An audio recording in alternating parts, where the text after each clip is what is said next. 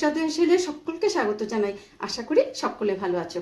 তো বন্ধুরা, আজকে দেখো তো আমরা কি বানাতে যাচ্ছি। বুঝতে পেরেছি, তোমরা ঠিক ধরেছো। আজকে জলপাইয়ের আচার বানাতে যাচ্ছি। তো কেমন, জিভে জল এসে গেল তো? তো শীত এসে গেল, সঙ্গে জলপাইও চলে আসলো। তবে আর ছাড়ি কেন, চলো চটপট আচার বানিয়ে ফেলি। তো এখানে আমি কিছু জলপাই আমি সেদ্ধ করে রেখেছি, দেখো। আর এখানে শুকনো লঙ্কা, আমি গোটা শুকনো লঙ্কা পরিষ্কার কাপড়ে মুছে রেখেছি। আর পাশে নিয়েছি একটু মৌরি, আর এখানে পাঁচফোড়ন, আর সঙ্গে একটু জোয়ান। আমি এগুলো একটু শুকনো কাঠখোলায় একটু একটু ভেজে নেব। আর জলপাইগুলো আমি স্ম্যাশ করে নেব। আর এগুলো, এই আচারটা আমি আজকে বন্ধুরা মা মাসিরা যেরকম পদ্ধতিতে, একদম সহজ পদ্ধতিতে আমি বানাবো। ভিডিওটা একদম মিস করো না। চলো ফটাফট শুরু করি। তো আমার জলপাইগুলো আমি ভালো করে স্ম্যাশ করে নিয়েছি, দেখো। তো আমি এখন এই শুকনো লঙ্কাগুলো আগে এই শুকনো খোলায় একটুখানি ভেজে নেব। চলো।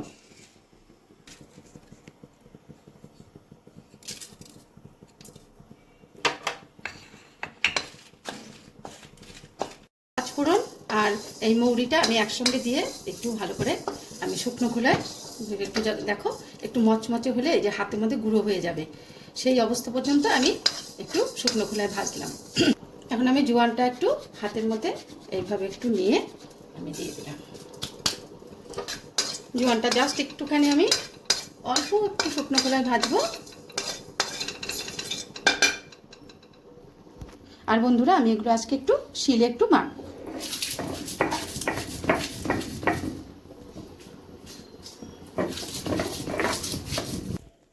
এই যে আমি শিলপাটায় এরকম করে একটু আধ ভাঙা করে এগুলো গুঁড়ো করে নিলাম, দেখো। আর আমি এখন কড়াই বসিয়ে দিয়েছি। আমি এখানে বড় বাটির এক বাটি আমি ঘন করে শিরা রেখেছি। এই শিরাটা আমি দিয়ে দেব। শিরার মধ্যে আমি জলপাইয়ের এই স্ম্যাশ করা জলপাইটা দেব। তারপরে আমি সব উপকরণ দিতে থাকবো। দেখো বন্ধুরা, আমি শিরাটা দিয়ে দিলাম। আমি এখন এই বড় বাটির এক বাটি শিরা দিলাম, কারণ জলপাই শীতের প্রথমের জলপাই তো, এমনি জলপাই টক, তার মধ্যে আবার এই জলপাই খুব টক হবে, তাই আমি একটু বেশি করে শিরা দিলাম। তারপরে আমি বাদ বাকি লবণ, একটু ঝালের গুঁড়ো দেব। তারপরে এই নামানোর আগে ওই বাটা ওই শুকনো খোলায় ভাজা মশলাটা আমি দিয়ে দেবো। এখন এই শিরার মধ্যে এই জলপাইটা, সেদ্ধ জলপাইটা আস্তে আস্তে হতে থাক।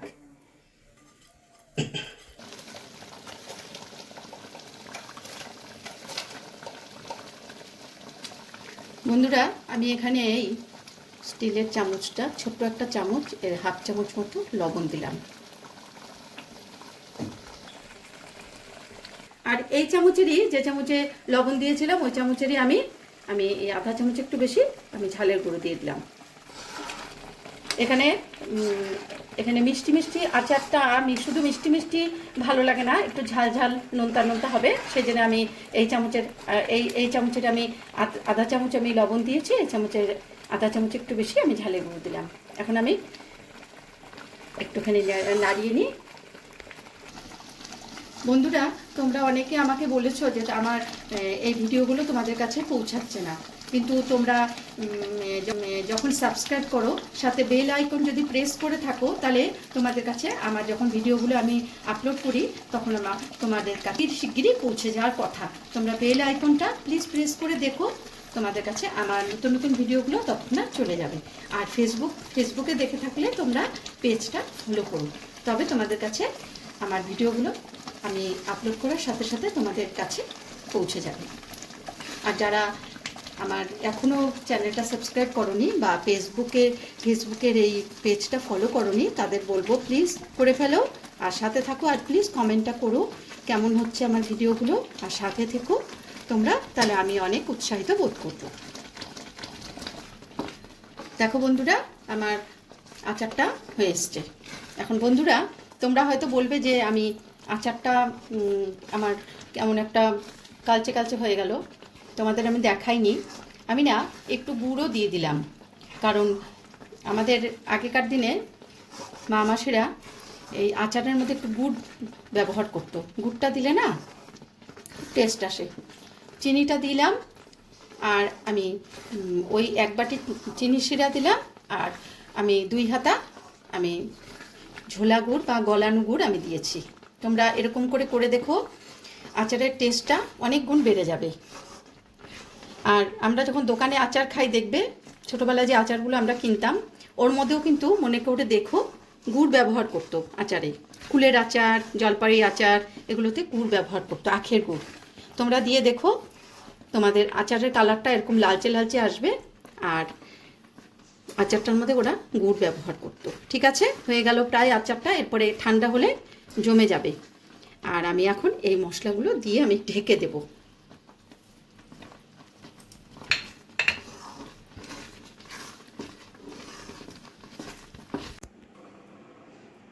বন্ধুরা, আমি আচারটা একটা বাটিতে আমি দেখো আমি ঢেলে নিচ্ছি। আচারটা বেশ টেনেও এসছে ঠান্ডা হয়ে যাওয়ার পরে।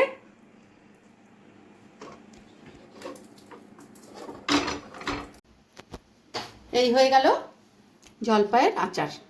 তো তোমরা এইভাবে বানিয়ে দেখো, আর চিনির শিরার সঙ্গে একটু গুড় তোমরা দিও, তাহলে দেখবে টেস্টটা অনেক মাত্রায় বেড়ে যাবে। তাহলে এই আচার দিয়ে আমরা রুটি, পরোটা, তারপরে তোমরা ভাতের সঙ্গে নিশ্চয়ই খেতে পারবে। আর আরেকটা কথা হচ্ছে, এই ব্যালকনিতে বসে, ছাদে বসে, বাটিতে আচার নিয়ে বন্ধুদের সঙ্গে এই আচার খাওয়ার মজাই কিন্তু আলাদা। আর সেগুলো আমরা ভুলতে বসেছি, তাই তো?